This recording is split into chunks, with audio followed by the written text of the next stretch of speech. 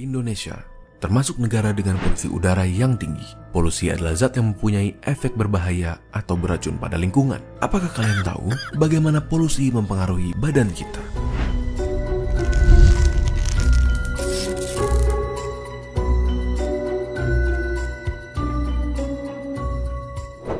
Terdapat dua cara polusi memasuki udara. Yang pertama, pollutant source, di mana polutan berasal dari satu sumber seperti emisi pabrik. Yang kedua adalah non-pollutant source, di mana polutan berasal dari banyak sumber seperti mobil. Terdapat dua jenis polutan, di mana polutan primer adalah polutan yang dapat menyebabkan kerusakan secara langsung atau bereaksi di udara untuk membentuk zat yang merusak, dan polutan sekunder, di mana polutan terbentuk sebagai hasil reaksi antara polutan primer dan komponen udara. Tiga organ utama yang dipengaruhi oleh polusi udara adalah tiga organ yang sangatlah penting: paru-paru, jantung, dan otak. Polutan di udara adalah molekul-molekul kecil yang dapat dengan mudah masuk ke dalam tubuh di saat kita bernafas. Mereka dapat menyebabkan inflamasi di paru-paru yang dapat mengakibatkannya kehilangan kapasitas dan mengurangi fungsinya seiring waktu. Penumpukan polutan ini dapat menyebabkan penyakit pada paru-paru kita seperti asma, emfisema, bronkiolitis, bahkan kanker. Terlebih lagi, molekul buruk ini bisa masuk ke aliran darah, seperti membuat jantung kita stres dan bekerja lebih keras untuk berusaha menyediakan tubuh dengan jumlah normal oksigen. Molekul-molekul ini bisa menyebabkan inflamasi dan konstriksi pada pembuluh darah, yang bisa juga menyebabkan stroke jika pembuluh darah yang terlibat berhubungan dengan otak. Selain itu,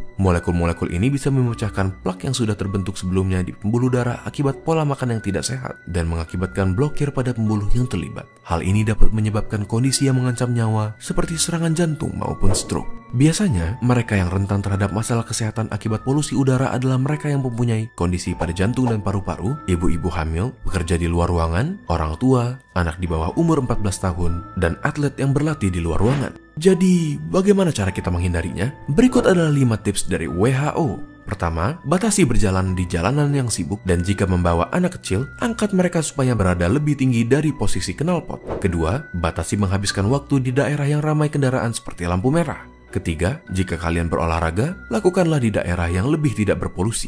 Keempat, batasi penggunaan kendaraan seperti mobil di hari yang berpolusi tinggi. Dan yang terakhir, jangan membakar sampah karena asapnya dapat merusak kesehatan kita. Mari kita sama-sama melakukan peran kita dalam menjaga lingkungan, agar lingkungan pun bisa menjaga kesehatan kita. Bagikan video ini ke teman kalian untuk ikut mengajak mereka menghargai lingkungan demi kesehatan. Jika ada topik yang kalian ingin kami bahas, kalian bisa tulis di kolom komentar untuk kami lihat. Terima kasih dan sampai ketemu di video berikutnya.